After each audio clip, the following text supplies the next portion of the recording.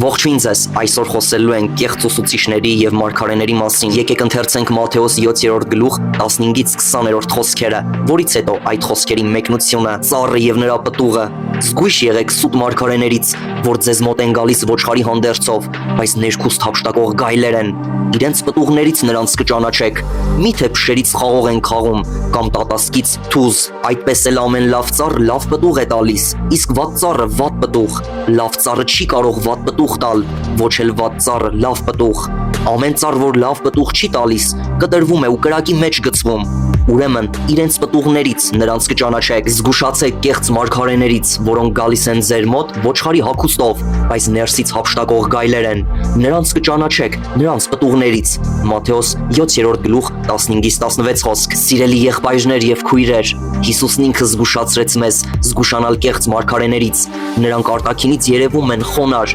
հոգևոր, նույնիսկ բարեպաշտ, սակայն ներսից նրանք գայլեր են, ովքեր ցանկանում են հափշտակել հոտը եւ խեղաթյուրել ճշմարիտ ավետարանը։ Բապտիստական եկեղեցին միշտ հավատացել է, որ ամեն ուսմունք եւ ամեն խոսք պետք է անցնի Աստվածաշնչի չափանիշով։ Եթե ինչ-որ մեկը քարոզում է մի բան, որը չի համապատասխանում Աստծո խոսքին, նույնիսկ եթե խոսում է սիրո, խաղաղության կամ հաջողության մասին, նա կարող է լինել կեղծ ուսուցիչ։ Պետրոս առաքյալն ասում է. ժողովրդի մեջ եղան նաև սուտ մարգարեներ, ինչպես ձեր մեջ էլ սուտ ուսուցիչներ կլինեն, որոնք վնասակար հերձվածներ կներմուծեն եւ ուրանալով Տիրոջը, որ իրենց փրկագնեց, իրենց վրա արագահաս կորուստ կբերեն եւ շատերը կհետևեն նրանց անառակությանը, որոնց պատճառով ճշմարտության ճանապարհը պիտի բղծվի եւ ագահությամբ մտածածին խոսքերով ձեզ պիտի շահագործեն։ Նրանց դատաստանը վաղուց պատրաստ է եւ նրանց կործանումը չի ուշանալու։ Նրանք հաճախ խոսում են այն, ինչ մարդիկ ցանկանում են լսել, ոչ թե այն, ինչ Աստված է ասում, բայց ճշմարիտ հավատացյալը չի գնում մարդկանց հաջողանալու ճանապարհով,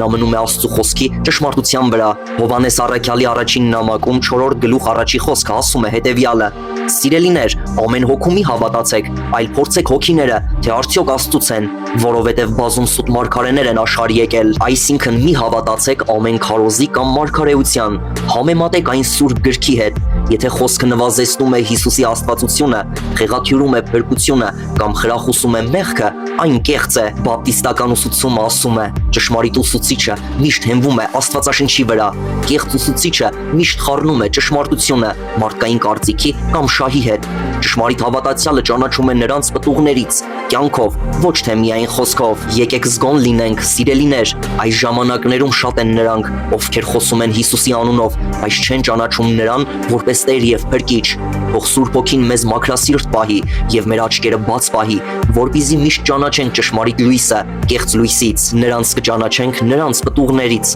Մատթեոս 7-րդ գլուխ 16 խոսք։ Այսքանը լավ եղեք, Հիսուս Քրիստոսով եղեք։